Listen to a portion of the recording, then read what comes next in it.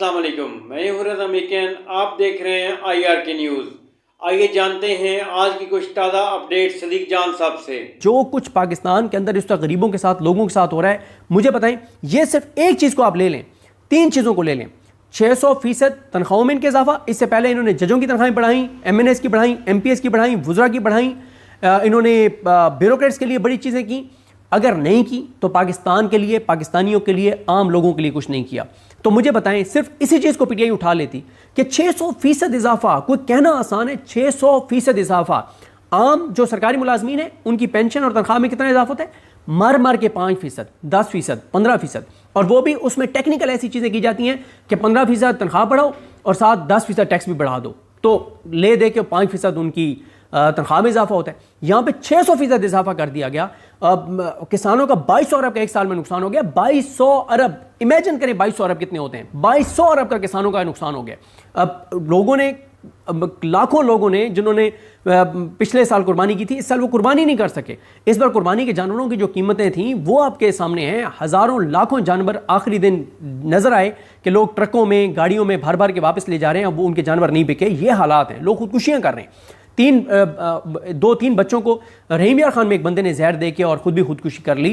एक खातून भूख से जो है वो मर गई। कहीं पे कोई बात ही नहीं कर रही PTI। भाई किसी चीज़ को तो हाईलाइट कर लो। कोई मतलब अब घर में बैठ के इस चीज़ पे, महंगाई और जो कुछ पाकिस्तान के अंदर पाकिस्तानियों के साथ, किसानों के साथ, गरीबों के साथ हो रहा है, इस पे एक वीडियो पैगाम जारी करने में और इस हुकूमत को नंगा करने में और एक्सपोज करने में कितना टाइम लगता है? अपोजिशन का काम होता है हुकूमत को एक्सपोज करना, वाइट पेपर जारी करना, दबाव बढ़ाना, हुकूमत को नंगा करना, हुकूमत को गंदा करना, हुकूमत की कारकर्दगी बताना। अरबों रुपए लगाकर इस निज़ाम ने एक झूठी परसेप्शन बना ली है कि पाकिस्तान का निज़ाम चल पड़ा है, चीज़ें सस्टेनेबल हो गई हैं। हालांकि हकीकत आप भी जानते हैं, मैं भी जानता हूँ, लेकिन ये काम तो पोजीशन का है ना कि वो वाइट पेपर जारी करती है, वो बताती है।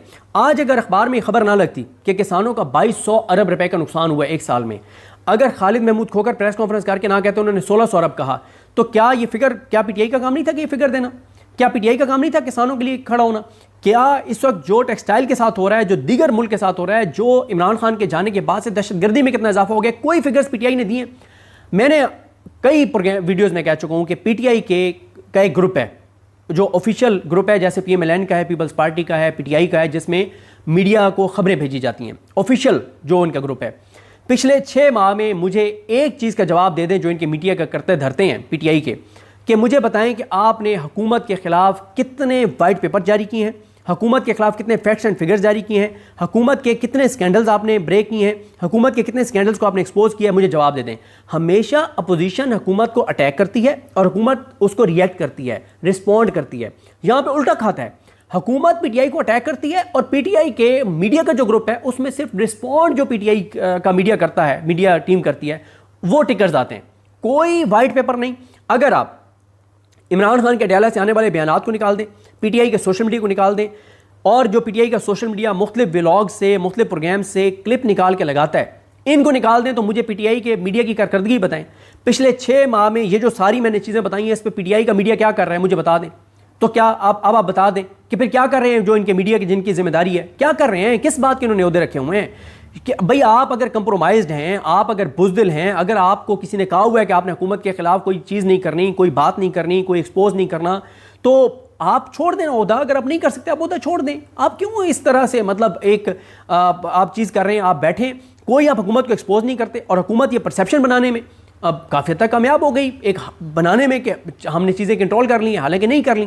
मैंने तो आपको कहा है कि आप रियल एस्टेट के हालात देख लें, आप कंस्ट्रक्शन के देख लें, आप तनख्वाह तबके की सूरत हाल देख लें, आप मिडिल क्लास की सूरत हाल देख लें, आप किसानों की सूरत हाल देख लें, आप ताजरों की देख लें, आप दुकानदार, आप कोई एक शोबा बता दें जो बेहतर हुआ हो पिछले 3 साल में, कोई एक तबका बता दें जिनकी ज़िंदगी में कोई सुख आया हो। नहीं, लेकिन परसेप्शन क्या है? परसेप्शन यही है कि जनाब बल्ले बल्ले और शानदार, और हुकूमत बड़ा ज़बरदस्त काम कर रही है।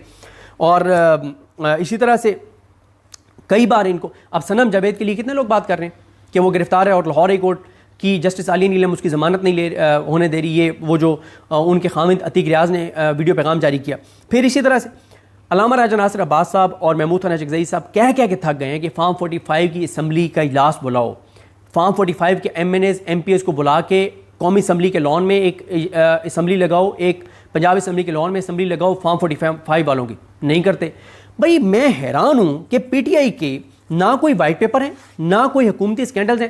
میں آپ کو مجھے ایک بات بتائیں، جب عمران خان جب تک باہر تھے ہر ہفتے وہ ایک پریس کانفرنس کرتے تھے جس میں مہنگائی کا کمپیریزن کرتے تھے کہ میرے وقت میں کیا قیمتیں تھیں، آج کیا قیمتیں ہیں. آخری بار پی ٹی آئی نے کب یہ کمپیریزن کیا؟ اچھا پھر مجھے بتائیں کہ عمران خان جو ہیں وہ حکومتی اسکینڈلز کو پکڑتے تھے اور اس کو ایشو بنا دیتے تھے، پورے پاکستان تک وہ بات پہنچا دیتے تھے.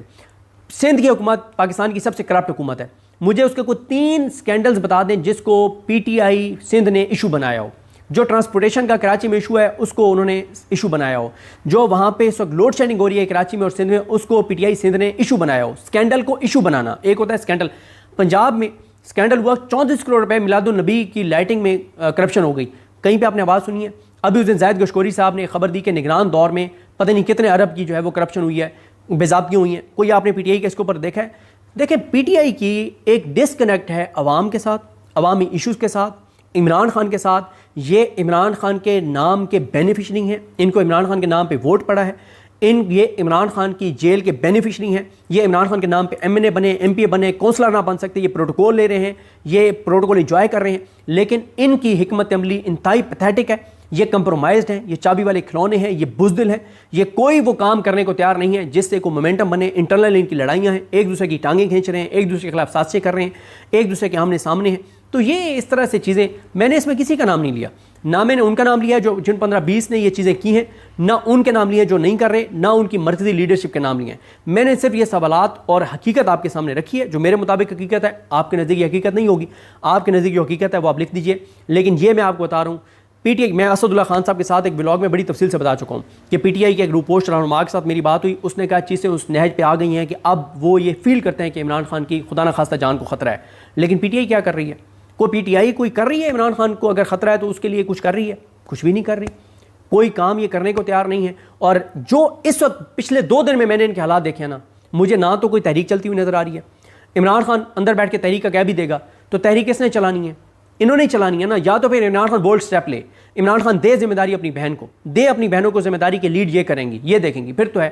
ورنہ جو اس وقت صورتحال ہے، میں آپ کو کیا کیا ان کے قصے بتاؤں. ایک وکیل، بڑا لائق وکیل، اس سے بات کی گئی کہ مخصوص نشستوں کے کیس میں اس کو بھی کھڑا کیا جائے پی ٹی آئی کی کچھ لوگوں کی طرف سے وکیل کر کے، کیونکہ نون لیگ نے بھی ابھی اس میں وہ پارٹی کچھ لوگ بنے ہیں نون لیگ اور پیپلز پارٹی کے. وکیل سے بات ہو گئی، پٹیشن تیار ہو گئی، پٹیشن دائر ہونی تھی. تو ایک دن پہلے پی ٹی آئی کے ایک بڑے وکیل نے، جس کے پاس اختیار ہے فیصلوں کا، اس نے روک دیا کہ یہ وکیل پیش نہیں ہوگا. کیوں نہیں پیش ہوگا؟ وجہ سمپل تھی جو سمجھ آتی ہے کہ وہ لائق وکیل ہے. وہ جب لائق وکیل، وہ کیونکہ پی ٹی آئی کا حصہ نہیں ہے، وہ لائق وکیل جب دلائل دے گا، پورا پاکستان اس کو دیکھ رہا ہوگا، اس کے دلائل سن رہا ہوگا، پورے پاکستان میں اس کی بلے بلے ہو جائے گی. ایک اور لائق بندہ، لوگ کہیں گے کہ اس کو تو پی ٹی آئی کی لیگل ٹیم میں ہونا چاہیے. اور پھر ایک اور اگر پی ٹی آئی میں لیگل ٹیم میں ایک لائق بندہ آ جائے گا تو پہلے جو 1-2 لائق بندے ہیں ان کی تو منوپلی ختم ہو جائے گی نا.